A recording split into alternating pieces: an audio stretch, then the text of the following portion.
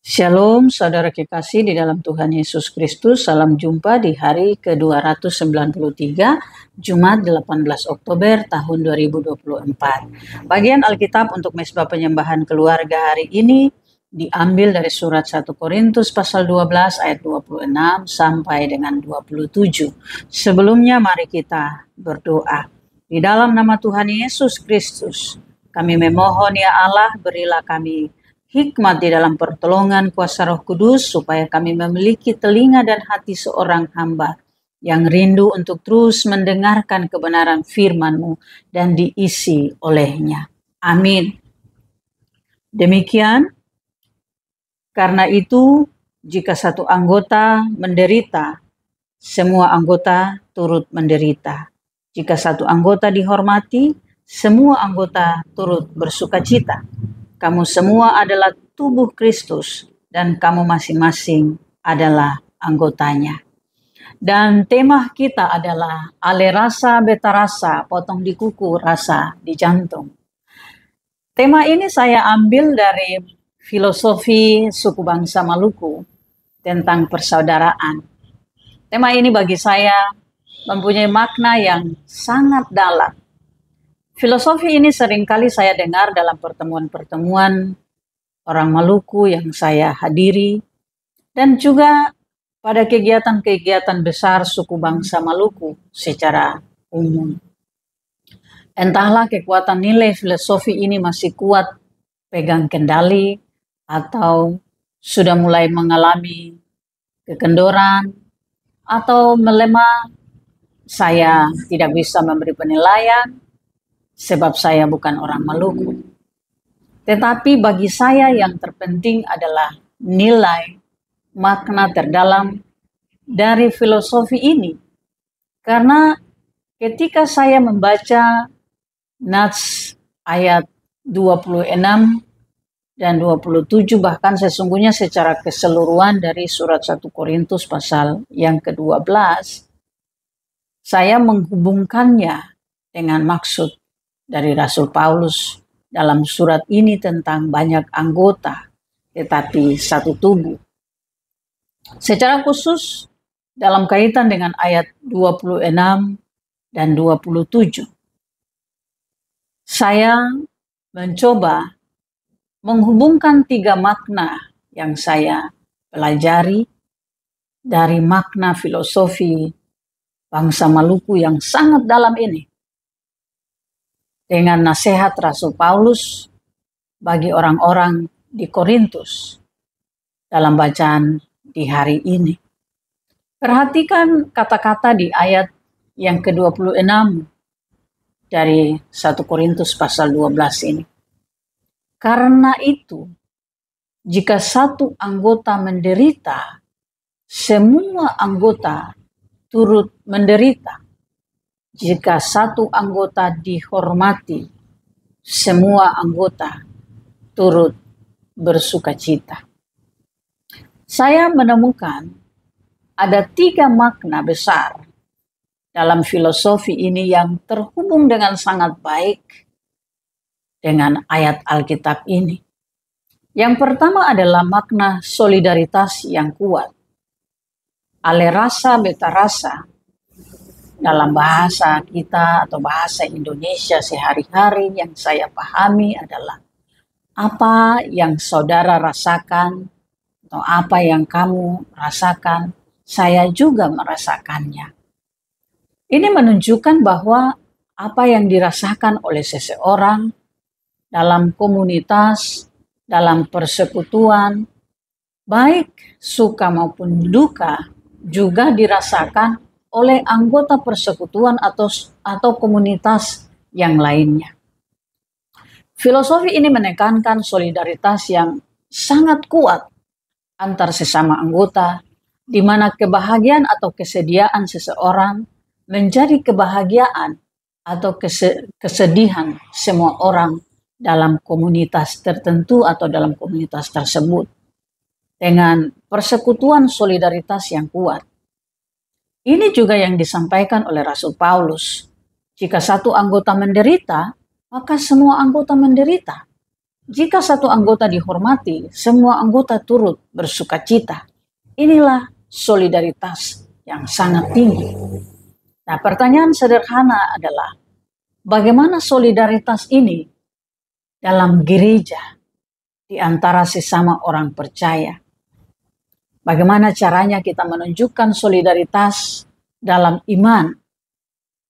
Praktek-praktek solidaritas di dalam gereja seringkali terbatas dan tidak terlalu dalam. Jika ada kegiatan-kegiatan atau program-program tertentu, itu hanya bersifat insidental atau terprogram saja. Dan ternyata untuk membuktikan solidaritas lebih daripada sekedar program, sekedar insidental, itu tidaklah mudah. Karena merasakan apa yang dirasakan oleh sesama bukan sekedar kata-kata, tapi harus terbukti dalam tindakan nyata. Makna kedua dari filosofi ale rasa beta rasa, potong di kuku rasa di jantung, yaitu makna empati yang sangat dalam. Makna empati ini di kata-kata potong di kuku rasa di jantung. Wow, ini kiasan atau perumpamaan yang menggambarkan betapa dalamnya ikatan persaudaraan. Jika ada luka kecil di bagian luar kuku saja, maka rasa sakitnya itu dirasakan jauh sampai di dalam, yaitu ke jantung. Ini menunjukkan bahwa penderitaan sekecil apapun yang dialami oleh seseorang akan juga dirasakan oleh orang lain sebagai satu keluarga dalam komunitas yang turut merasakan apa yang dialami oleh sesamanya. Ini menandakan bahwa rasa empati yang sangat baik dalam kehidupan sosial, dalam kehidupan persekutuan, itu sangat penting dan harus dibangun di antara sesama anggota komunitas, tapi lebih khusus anggota gereja. Membangun perasaan empati itu menjadi satu hal yang sesungguhnya harus didorong untuk dirasakan, dimiliki oleh setiap anggota gereja. Sehingga turut merasakan dan memahami serta mengerti apa yang dialami oleh sesama anggota gereja. Mereka mengalami, kita tidak mengalami, tapi kita bisa memahami, kita bisa mengerti, kita bisa turut merasakan apa yang mereka alami.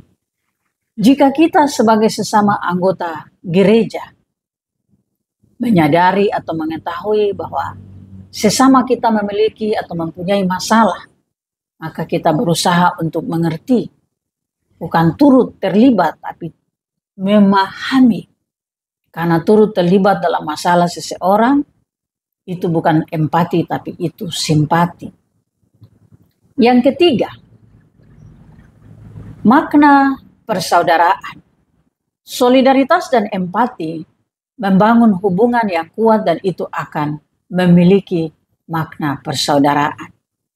Perhatikan di ayat yang ke-27 dikatakan, kamu semua adalah tubuh Kristus dan kamu masing-masing adalah anggotanya. Dalam konteks Korintus, Rasul Paulus maksudkan bahwa setiap anggota gereja adalah bagian-bagian dari tubuh Kristus.